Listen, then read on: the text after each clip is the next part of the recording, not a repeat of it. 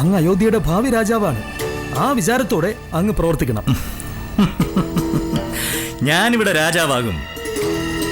അപ്പോ നീ കണ്ടോളൂ ധർമ്മസേന, ഞാൻ രാജാക്കന്മാരിൽ നിന്നും വ്യത്യസ്തനായി ജീവിക്കും, വ്യത്യസ്തനായി മരിക്കും. ആ യുവരാജാവ് സത്യവ്രതൻ വിജയിക്കട്ടെ. എന്തു വേണം?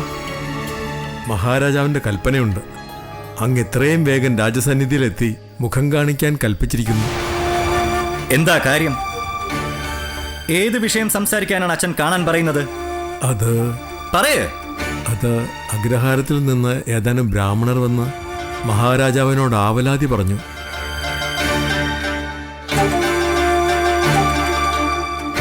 അത് കേട്ട് കോപിച്ചിട്ടാണ് മഹാരാജാവ് ഞങ്ങളെ ഇങ്ങോട്ട് അയച്ചത്. വസിഷ്ഠ മഹർഷി ഉണ്ടായിരുന്നില്ലേ ആ സമയത്ത്? ഉണ്ടായിരുന്നു പ്രഭു. അദ്ദേഹവും അങ്ങയുടെ പ്രവൃത്തിയെ അപലപിച്ചു. പോയിക്കോ. മഹാരാജാവിനോട് ഞങ്ങൾ എന്താണ് പറയേണ്ടത്? ഞാൻ ഉടൻ തന്നെ അച്ഛനെ കണ്ടോളാന്ന് അറിയിക്കൂ. ഓ,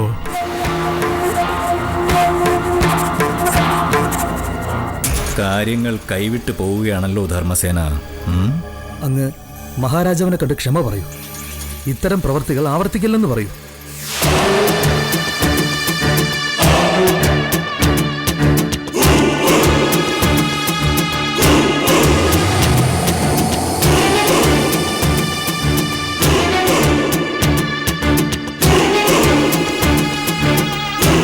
വസിഷ്ഠ മഹർഷി ഒന്ന് കാണട്ടെ ആദ്യം.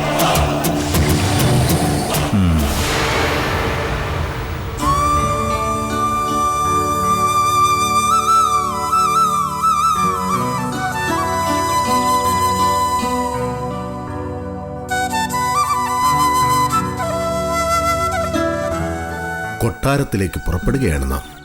നന്ദിനിക്ക് വേണ്ട കാര്യങ്ങൾ ചെയ്തു കൊടുക്കണം. നന്ദിനിക്ക് വേണ്ട കാര്യങ്ങൾ നമ്മളല്ല, നമുക്ക് വേണ്ട കാര്യങ്ങൾ നന്ദിനിയാണ് ചെയ്യുന്നത് പ്രഭു.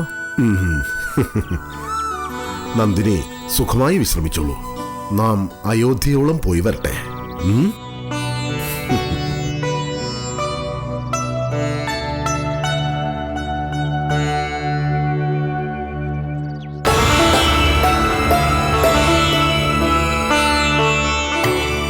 പ്രണാമം മഹർഷേ. പ്രണാമം. കുമാരൻ എന്താ പതിവില്ലാതെ ആശ്രമത്തിൽ? കാര്യങ്ങൾ അങ്ങേക്കും അറിവുള്ളതല്ലേ. പിതാവ് എന്റെ നേർക്ക് വല്ലാതെ കോപിച്ചിരിക്കുന്നതായി അറിയുന്നു. അങ്ങ് അദ്ദേഹത്തോട് സംസാരിച്ച് അദ്ദേഹത്തെ ശാന്തനാക്കണം. സാധ്യമല്ല സത്യവ്രത. തെറ്റുകൾ അനേകമാണ് താങ്കളുടെ പേരിൽ രേഖപ്പെടുത്തിയിരിക്കുന്നത്. അതിൽ അവസാനത്തേതും അതിനീചവുമായതാണ് ബ്രാഹ്മണദാരഹരണം. ഒരു ഉത്തമ ജീവിതം സ്വപ്നം കണ്ട് വിവാഹവേദിയിലേക്ക് കയറിപ്പോയ പെൺകുട്ടിയെ നിർദാക്ഷിണ്യം വലിച്ചിറക്കിക്കൊണ്ടുപോയ താങ്കൾ ശിക്ഷിക്കപ്പെടുന്നില്ലെങ്കിൽ ധർമ്മവ്യവസ്ഥയെ തന്നെ അത് മാറ്റിമറിക്കും. അതുകൊണ്ട് അരുണ മഹാരാജാവിനോട് നിങ്ങൾക്കു വേണ്ടി ഒരു വാക്കുപോലും ഞാൻ ഉരിയാടില്ല. മഹർഷേ, ചെയ്തു പോയത് തെറ്റാണെന്ന് ഞാൻ അംഗീകരിക്കാം. അതിന് ഒരു തവണത്തേക്ക് അങ്ങ് എന്നോട് ക്ഷമിക്കണം. പിതാവിനോട് ക്ഷമിക്കാൻ ഉപദേശിക്കണം. ഇല്ല സത്യവ്രത. വസിഷ്ഠൻ ഒരു വാക്കേ ഉള്ളൂ. തെറ്റിനെ ദർശിക്കാൻ ഒരു കണ്ണേ ഉള്ളൂ. പോവുക, പോയി മഹാരാജാവിനെ കണ്ട് ക്ഷമയാചിക്കുക. അദ്ദേഹം ക്ഷമിച്ചാൽ നിനക്ക് രക്ഷ. പോകൂ, ഇപ്പോൾ തന്നെ പോകൂ. ഞാൻ ചെന്ന് ക്ഷമയാചിച്ചിട്ട് എന്ത് ഫലം? സൂര്യവംശ രാജാക്കന്മാർ കുലഗുരു വസിഷ്ഠന്റെ വാക്കിനപ്പുറം നീങ്ങില്ലല്ലോ. അങ്ങ് എനിക്കുള്ള ശിക്ഷ കൂടി വിധിച്ചിട്ടായിരിക്കും പോന്നിട്ടുള്ളത്. സൂര്യവംശ രാജാക്കന്മാർ വസിഷ്ഠന്റെ വാക്കിനപ്പുറം നീങ്ങാത്തത് വസിഷ്ഠന്റെ വാക്കിലെ നേരുകൊണ്ടാണ്. അതിന്റെ നന്മകൾ അവർക്കുണ്ടാകുന്നുമുണ്ട്. എന്റെ വാക്കിന് വില നൽകാത്ത ഒരു രാജാവ് ഈ രാജവംശത്തിൽ ഉണ്ടാകരുതെന്നാണ് എന്റെ ഹിതം. സത്യവ്രതന് പോകാം. മഹർഷേ, സൂര്യവംശവും അയോധ്യയുടെ രാജാധികാരവും എന്റെ പിതാവ് അരുണ മഹാരാജാവിൽ അവസാനിക്കുന്നില്ല എന്നങ്ങ് മനസ്സിലാക്കിക്കൊള്ളുക. അരുണ മഹാരാജാവിന് പുത്രനായിട്ട് ഒരാളേ ഉള്ളൂ. അത് ഈ ഞാനാണ് അയോധ്യയുടെ ഭാവി രാജാവ്. കുമാരാ, ബ്രഹ്മർഷി വസിഷ്ഠന്റെ വാക്ക് 3 ലോകത്തിലും സംപൂജ്യമാണ്. അതിനെ അവമതിച്ചുകൊണ്ട് ആർക്കും അയോധ്യാധിപനായിരിക്കാൻ കഴിയില്ല. നിന്റെ ഈ ധാർഷ്ട്യം നിനക്ക് നാശമേ വരുത്തൂ. കാണാം വസിഷ്ഠന്റെ ശക്തിയെ ചെറുക്കാൻ സത്യവ്രതനാകുമോ എന്നും നോക്കട്ടെ.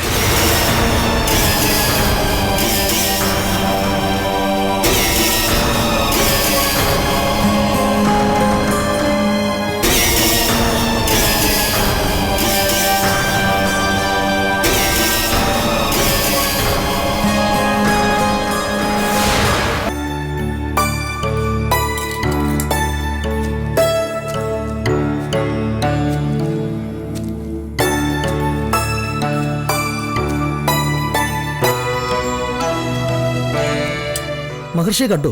അദ്ദേഹം എന്തു പറഞ്ഞു? കണ്ടു. സത്യവ്രതന്റെ നാശത്തിന് കുറിയോല കുറിച്ച് കാത്തിരിക്കുകയാണ് അദ്ദേഹം. എന്നോട് ക്ഷമിക്കാനാവില്ലത്രേ. അപ്പോൾ ഇനി നമ്മൾ എന്തു ചെയ്യും? എന്തു ചെയ്യാൻ? വസിഷ്ഠ മഹർഷി വിധിച്ച വിധി പിതാവിന്റെ അടുത്ത് ചെന്ന് ശിരസിലേറ്റു വാങ്ങുക. അത് മാത്രമേ ഉള്ളൂ ഇനി ചെയ്യാൻ. പക്ഷേ ധർമ്മസേന, നീ കണ്ടോ, ഞാൻ ഈ വസിഷ്ഠനെ വെറുതെ വിടാൻ പോകുന്നില്ല. പ്രഭു, അങ്ങ് കരുതും പോലെ നിസ്സാരമല്ല വസിഷ്ഠ മഹർഷിയെ നേരിടുന്നത്. ദേവേന്ദ്രൻ പോലും ഭയപ്പെടുന്ന മഹാ തപസ്യാണ് അദ്ദേഹം. ത്രിമൂർത്തികൾ ആദരിക്കുന്ന ഋഷിശ്രേഷ്ഠൻ. അദ്ദേഹത്തോട് എതിരിടുന്നത് അങ്ങയ്ക്ക് ദോഷമേ വരത്തുള്ളൂ പ്രഭു. ധർമ്മസേന, സത്യവ്രതൻ ക്ഷത്രിയനാണ്. വീര്യം കൂടും. വസിഷ്ഠനെ നേരിടാൻ സത്യവ്രതന്റെ ബുദ്ധിയിൽ ഒരു വഴി തെളിയും. അതുവരെ ഞാൻ കാത്തിരിക്കും. എങ്കിലും പ്രഭു, അത് തീ കൊണ്ടുള്ള കളിയാണ്. കളിയുടെ തന്ത്രങ്ങൾ അറിഞ്ഞാൽ തീ കൊണ്ടും കളിക്കാൻ ധർമ്മസേന.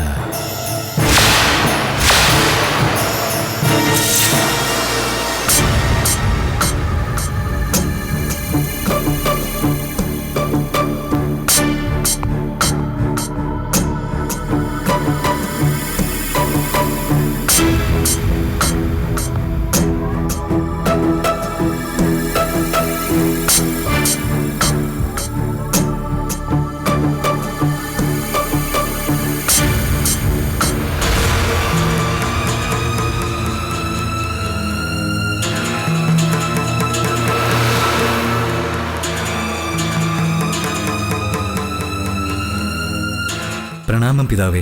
അങ്ങ് കാണാൻ കൽപ്പിച്ചുവോ? കാണരുതെന്ന് മോഹിച്ചിട്ടാണ് നിന്നെ. എങ്കിലും അവസാനമായിട്ടൊന്ന് കാണാൻ വേണ്ടി, നിന്റെ തെറ്റുകൾ നിന്നോട് തന്നെ ചോദിച്ചറിയാൻ വേണ്ടി വിളിച്ചു. പറയൂ, എന്തിനായിരുന്നു ബ്രാഹ്മണ കന്യകയെ അപഹരിച്ചു കൊണ്ടുപോയത്? അത് തെറ്റാണ്. തെറ്റ് പറ്റിപ്പോയി പിതാവേ, ക്ഷമിക്കണം. തെറ്റുകൾ ചെയ്യാൻ ഒരു മകനും അത് ക്ഷമിക്കാൻ ഒരു പിതാവും.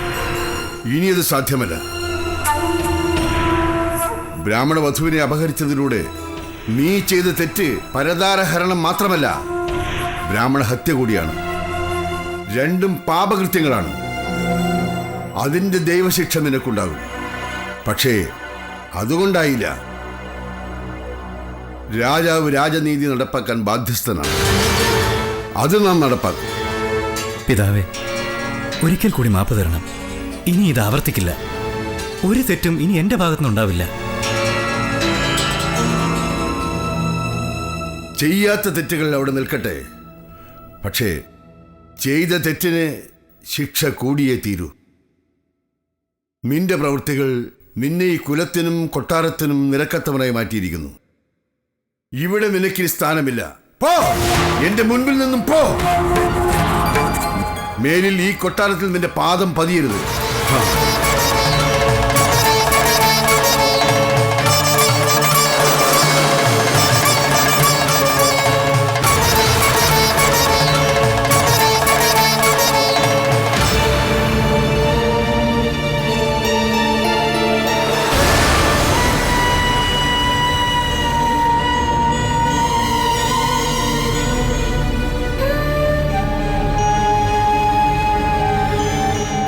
നീ പോയാൽ നമുക്ക് പുത്രനില്ലെന്ന ദുഃഖമേ വരൂ.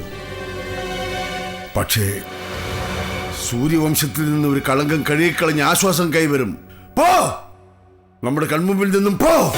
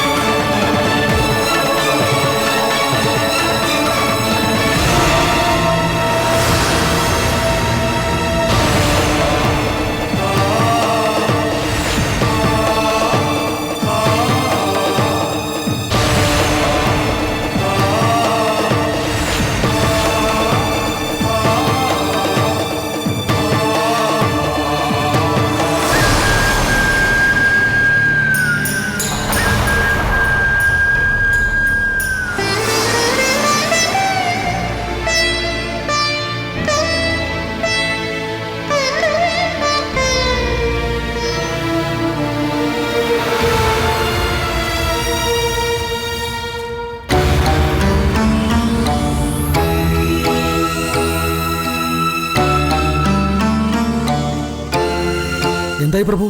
മഹാരാജാവ് എന്തു പറഞ്ഞു? പുറത്താക്കി. സൂര്യവംശത്തിൽ വീണ കളങ്കമാണ് ഞാനെന്നും പറഞ്ഞു.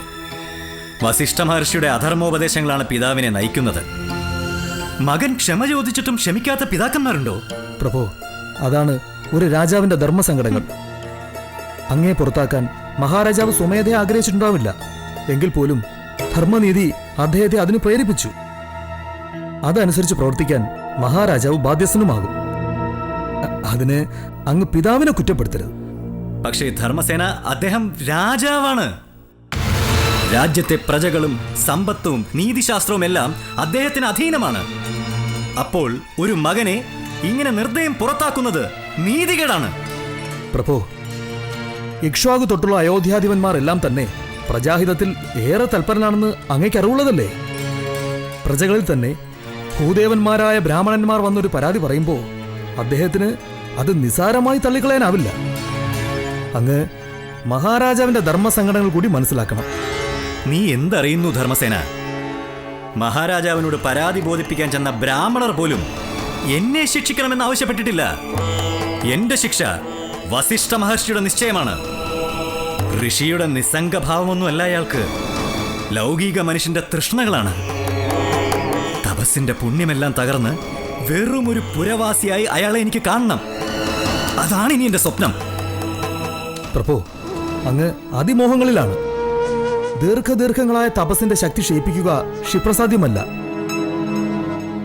അങ്ങനെ ഒരു ഉദ്യമം ആരംഭിച്ചാൽ അത് അങ്ങക്ക് ശാപങ്ങൾ മാത്രമേ നൽകുകയുള്ളൂ.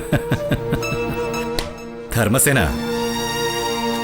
ഞാൻ എങ്ങനെയാണ് പ്രവർത്തിക്കാൻ പോകുന്നതെന്ന് നീ കണ്ടോ? മുള്ളിനെ മുള്ളുകൊണ്ടും മുളന്തണ്ടിനെ മുളന്തണ്ടുകൊണ്ടും നേരിടാൻ എനിക്കറിയാം.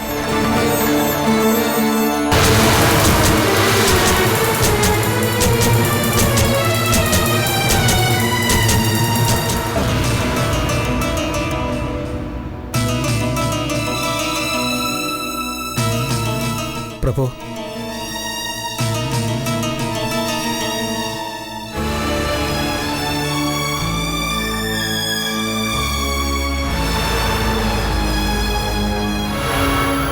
ഏയ് സത്യവത, കാപാലിക, ഒന്ന് നിൽക്ക.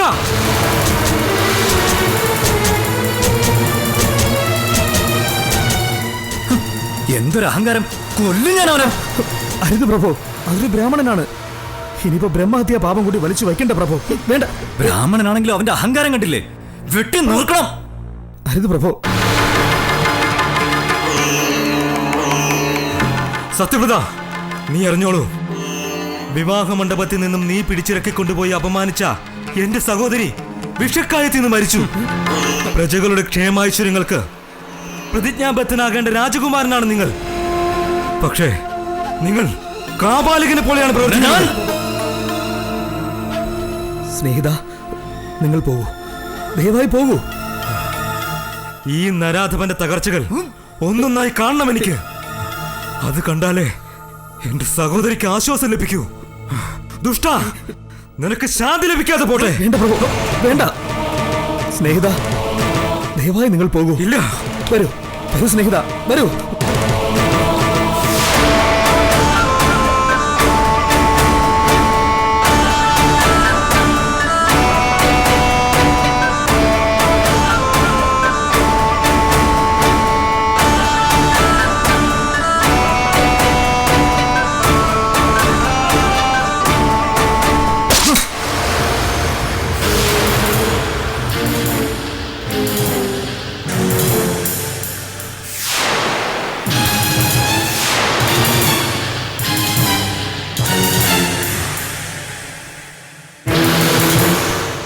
പ്രഭു, വരൂ പ്രഭു. അങ്ങ് പതിവായി വിശ്രമിക്കാറുള്ള ആ സ്ഥലത്തേക്ക് പോകാം. വന്നാലും പ്രഭു, പ്രഭു, ആ സ്ഥലം അങ്ങയ്ക്ക് വളരെ പ്രിയപ്പെട്ടതാണ്. അവിടെ ഇരുന്നാൽ അങ്ങയുടെ മനസ്സിന് ആശ്വാസം ലഭിക്കും. വരണം പ്രഭു, വരണം. വരൂ.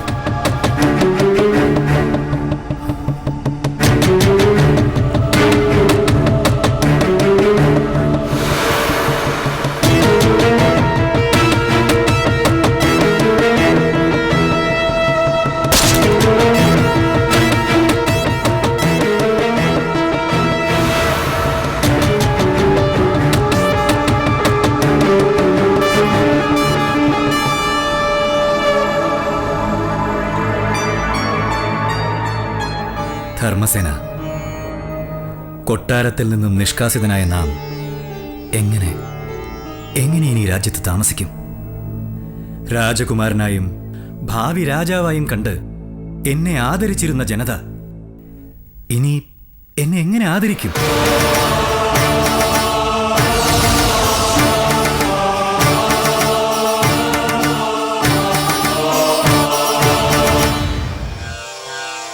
ധർമ്മപാശവും സ്നേഹപാശവും രണ്ട് ധ്രുവങ്ങളാണ്. സ്നേഹപാശം ധർമ്മപാശത്തെ മറികടക്കുമ്പോൾ സമൂഹത്തിൽ മൂല്യച്യുതി ഉണ്ടാകുന്നു. സ്നേഹം ഒരു ഗാർഹിക വിഷയമായിരുന്നാൽ അത് സാമൂഹ്യധർമ്മത്തെ മുറിപ്പെടുത്തുകയില്ല.